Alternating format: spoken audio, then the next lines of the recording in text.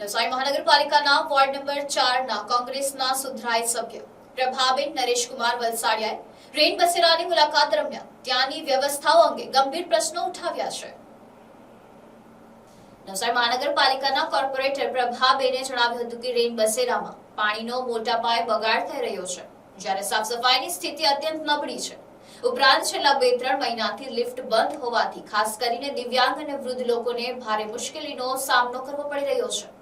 તેમણે જણાવ્યું કે રેન બસેરામાં રહેતા લોકોને મચ્છર અને માંકડના ઉપદ્રવનો સામનો કરવો પડી રહ્યો છે.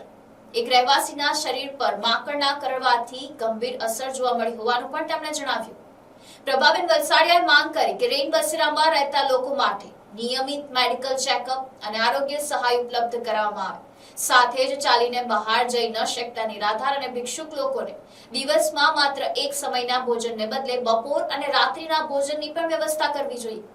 તેમણે રેન બસેરાના વહીવટી ખર્ચ અંગે પણ સવાલો ઉઠાવ્યા હતા. તેમણે જણાવ્યા મુજબ દર મહિને આશરે 80,000 રૂપિયાનો વહીવટી ખર્ચ ફાળવવામાં આવે છે, ત્યારે કેટલા કર્મચારીઓ કાર્યરત છે, તેમને કેટલો પગાર ચૂકવવામાં આવે છે અને આ રકમનો ઉપયોગ ક્યાં કરવામાં આવે છે તે અંગે પારદર્શિતા જરૂરી છે. કોંગ્રેસના કોર્પોરેટરે લિફ્ટ છેલ્લા 3 મહિનાથી કેમ બંધ છે અને ફાળવાયેલા બજેટનો વાસ્તવિક લાભ રેન બસેરામાં રહેતા લોકોને મળી રહ્યો છે કે નહીં તેની પણ તપાસ કરવાની માંગ કરી છે. રેન બસેરાની હાલની સ્થિતિને લઈ પ્રભાબેન વલસાડિયાના આક્ષેપો બાદ હવે મહાનગરપાલિકા તંત્ર શું કાર્યવાહી કરે છે તેના પર સૌની નજર મંડાઈ છે. પ્રભાબેન નરેશકુમાર વલસાડિયા, વોર્ડ નંબર 4 ની સુધરાઈ સભ્ય છું, કોંગ્રેસ પાર્ટી, મહાનગરપાલિકા, નવસારી નગરપાલિકા. રેન બસેરામાં અનેક સમસ્યાઓ છે, વિઝિટ કરવા આવ્યા છો, શું કહેશો?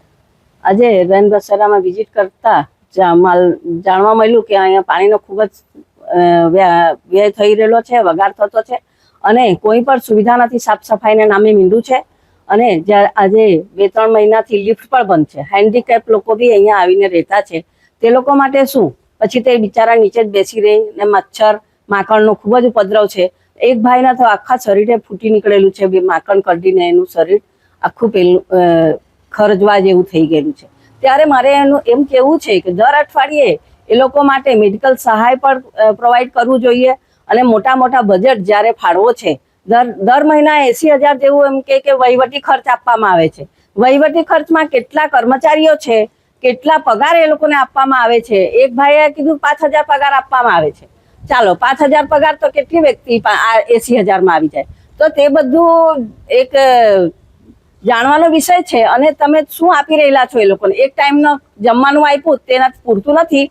એ લોકો માટે જે માંદા છે, ચાલીને કશે જઈ નથી શકતા, ખાસ કરીને ભિક્ષુક લોકો એમ કે ભિક્ષુક લોકોને એમ કે તમે અમે રાખતા છે. રેન બસેરા ભિક્ષુક લોકો માટે જ બનાવવામાં, પણ એ લોકો જ્યારે ચાલીને માંગીને ખાઈ નથી શકતા ત્યારે ભોજનની વ્યવસ્થા એ લોકોની હોવી જોઈએ. વધારે નહીં તો બપોરે ને રાત્રે એ લોકોને જમવાની પણ વ્યવસ્થા હોવી જોઈએ, મેડિકલ સહાય હોવા જોઈએ અને જેમ લિફ્ટની વ્યવસ્થા છે પણ 3 મહિનાથી કેમ બંધ છે તે પણ જાણવાનું રહ્યું.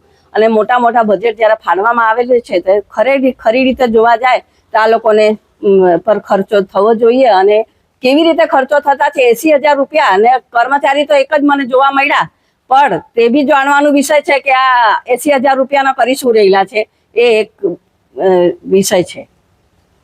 Bureau report NDC news, Navsari.